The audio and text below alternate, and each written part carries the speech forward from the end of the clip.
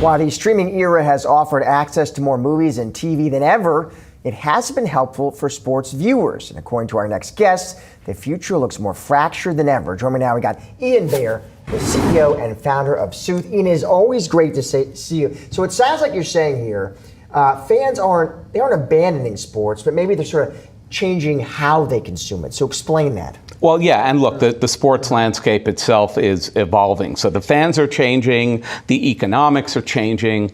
We took a look at 67 million people in this country who stream at least 2 hours a week of live sports. It's a massive population. And when we segmented it, what we found was they broke up into 5 tribes, for lack of a better term. So about half of the people streaming all the live sports are your traditional big platform, big game sports viewers, the ones who've been supporting it for decades and decades.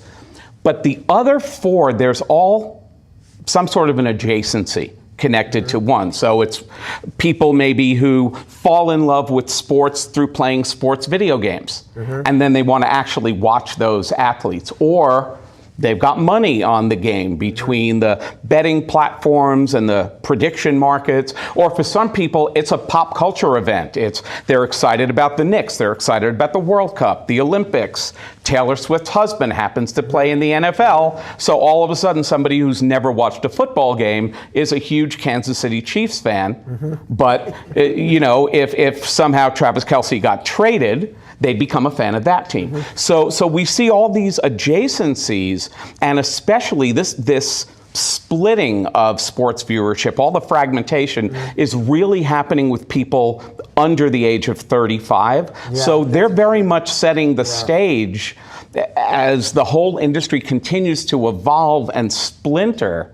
They're shaping where the money's going to go as well as the eyeballs. I heard, it was funny, I heard sports reporter Michael Wilbon talking about his son, who's a younger guy, and Wilbon was saying how his son and his friends, they don't watch full games. They're huge sports fans, but they don't watch full games anymore. They're watching clips and highlights on social media, which I thought was interesting. Very much so. And in fact, look, anyone who has DirecTV or Apple TV or any of the platforms that now will pop up sports alerts to say, hey, top of the 9th, game is tied, Shohei Ohtani is at the plate, is playing exactly to that audience that cares much more about the moment than any particular athlete, any team, any platform. They're just chasing that culturally relevant touchstone. And the platforms, especially for the people, you know, the last adjacency we didn't talk about is a tech adjacency. And the person for whom watching a game is a multi-screen, moment-to-moment kind of pinging experience. Who do you think ultimately wins here then? Like looking ahead, like is it leagues, is it big tech, cable, streaming services, is it all of the above? Our data says the big windfall should go to ESPN. Why ESPN? And ESPN, you know, they've been down on their knees for a decade now. They've watched audiences dwindle because they haven't really been able to keep up with all that fragmentation. But now, think about all those lanes we just discussed. I thought it was interesting. You refer to ESPN as the anchor subscription, right? Yes. So what did you mean by that? Because it's the place where live sports streamers will be able to get the most content at the lowest cost. Now, the people who want to go deep, especially the gamblers, you know, they'll pay the extra for the app subscription. But, you know, for a basic cable or basic streaming platform subscription, you do get a lot of sports content. And think about those moments that we spoke about being the cultural touchstone. Well, for people of a certain age like me, that's the model that SportsCenter created. So, you know, they've got this multi-times a day broadcast where they're bringing together all those culturally relevant moments you're going to want to talk about tomorrow. So between offering so much value to that mainstream viewing population, but also the ability to appeal to the gamblers, to appeal to the culture chasers, we think ESPN is going to be the big winner.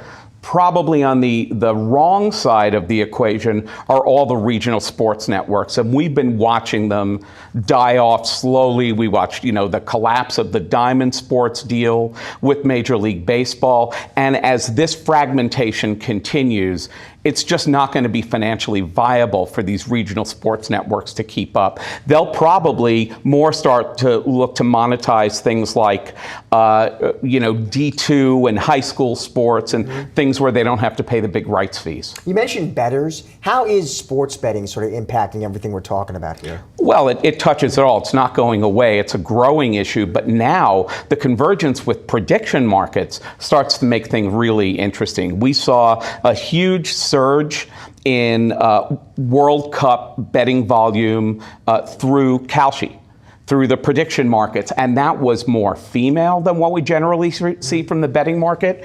It got pretty young, and here's the thing, the prediction markets right now aren't chasing the game from a regulatory standpoint, they're ahead of it. So in markets where traditional gambling still has some hurdles, they've got nothing but green lights on the prediction market side, and we think volume will continue to go there, but we also think the traditional platforms like the FanDuels and the DraftKings will have to step up their relationships with the leagues, or they're not really going to have a business to protect. Let me ask you, so big NFL guy, right? Let's say 5 years from now, I'm watching Monday Night Football. I'm just curious, how do you think that experience sort of evolves from here? How does it change? Like, Ian, the look, the feel, how I experience it. What would you guess? What would you forecast? Well, a lot will have to do with the flow of information. People have really gotten used to consuming 2 or 3 screens of simultaneous information during the game. Some of the platforms are already, for people who have DirecTV, for example, they'll actually allow scoreboards to run on the screen next to the live content, and you can customize all that. So I think the continued information-based customization of the experience, the screens I want, the information that's important to me, am I the kind of person who likes the whole game? Do I want to just watch the 10 most important plays afterwards? It's going to become much more customized and much more kind of self-forming, and also the financial game. It's going to create some splintering, because look, right now, to watch every single Yankee game in 2026 for a cable subscriber, it costs over $1,400. Wow. You can buy a season ticket package for less than that for a lot of pro teams. So there are going to be people who want to pay through the nose and get the most access and the most customization. And then for half the people, they're still just going to be happy watching the big game when it's on Monday Night Football. Excellent analysis. As always, Ian, appreciate it. Thank you, sir. Thank you so much. Good seeing you, Josh.